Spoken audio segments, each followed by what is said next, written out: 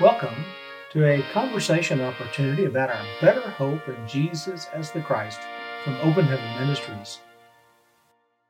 When you get to verse 23, he says, by faith, and I'll stop using substance realities here, by faith, since you know what I'm talking about, not seen, the parents of Moses hid him alive rather than fear the edict of the king.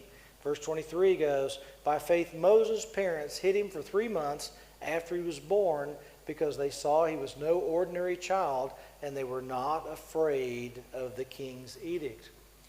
Now, we know the story of Moses. He's put into a basket. He's floated off. He's found by the queen. And why did the parents do that? What were they believing?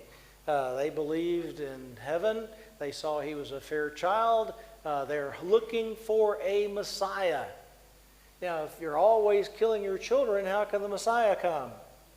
And so they believed by faith and were showing their faith by saying, we're going to try in some way to keep this child alive. And it works out that Moses is raised in Pharaoh's house, and he becomes a great leader in the faith and the teaching of the Scriptures, demonstrating the things of God.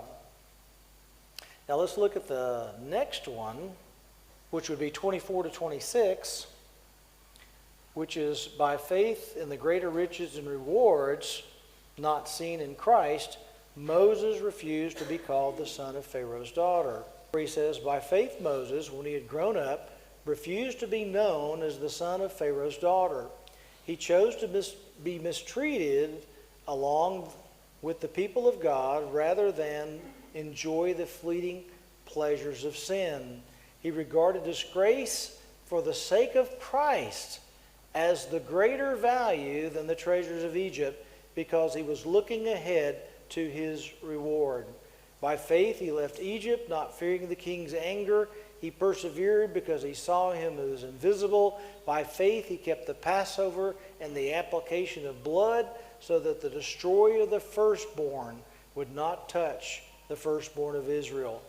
He then goes on to talk about by faith the people passed through the Red Sea as on dry ground, but when the Egyptians tried to do so, they were drowned.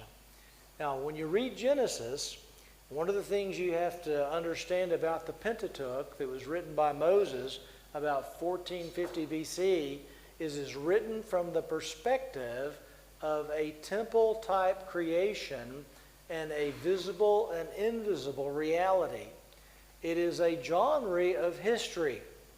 And so it doesn't deal a lot. It's there. You have to look for it. It doesn't deal a lot with the things in heaven.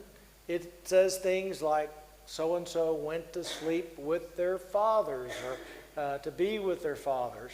It has angels ascending and descending with Jacob. It has other things in there that mention and let you know in the background the substance realities are there, but this is primarily a history of the people of God of Israel. But we have to keep in mind it's written in it with a background of Moses, who believes what? He believes in the substance reality of the heavens in levels of holiness and separation from God because of sin. Once you understand that, it helps to open up and understand how Genesis works and Exodus works.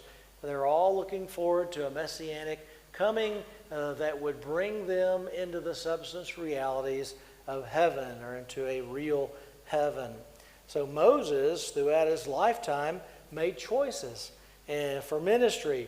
And he chose the people of God to be mistreated by them rather than enjoy the pleasures of sin that he would have had in Egypt.